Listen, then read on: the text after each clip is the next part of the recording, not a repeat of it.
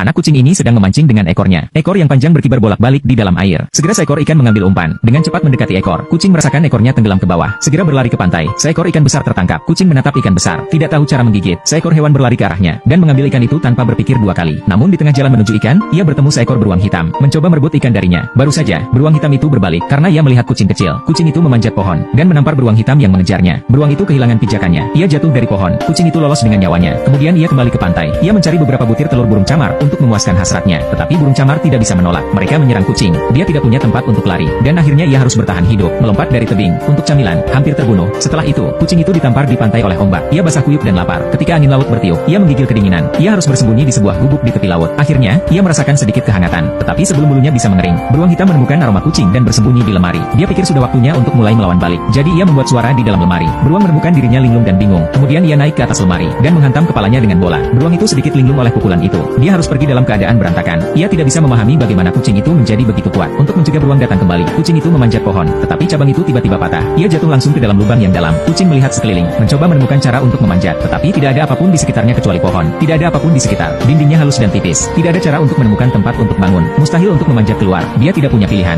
Ia tidak punya pilihan selain meminta bantuan. Baru saja, sesosok tubuh berlari di kejauhan. Itu benar. Itu adalah anjingnya. Dia akhirnya menemukan kucing itu. Tetapi tidak ada yang bisa dia lakukan. Dia hanya berputar-putar di sekitar lubang besar dengan tergesa-gesa. Setelah beberapa saat berpikir, dia melarikan diri. Apakah anjing itu juga siap untuk menyerah? Ia menemukan ranting dari ladang. Ia melemparkannya ke dalam lubang. Tetapi kucing itu memanjat ke atas dahan. Tetapi cabang itu terlalu kecil. Itu terlalu kecil untuk dipanjat. Kemudian, anjing itu melempar seutas benang lainnya dan melemparkan salah satu ujungnya ke dalam lubang. Kucing meraih ujung tali dan anjing menggigit ujung tali yang lain. Menarik kembali dengan segenap kekuatannya. Dengan upayanya yang gigih, kucing itu juga naik sedikit. Anjing itu tidak membiarkannya. Ia menarik kucing itu dengan sekuat tenaga. Kucing itu akhirnya memanjat keluar dari lubang. Setelah semua kesulitan, mereka akhirnya bersatu kembali. Selamat berkejaran di atas rumput. Buktinya ada dalam puding. Hanya melalui cobaan dan kesengsaraan, Anda hanya akan menemukan persahabatan sejati.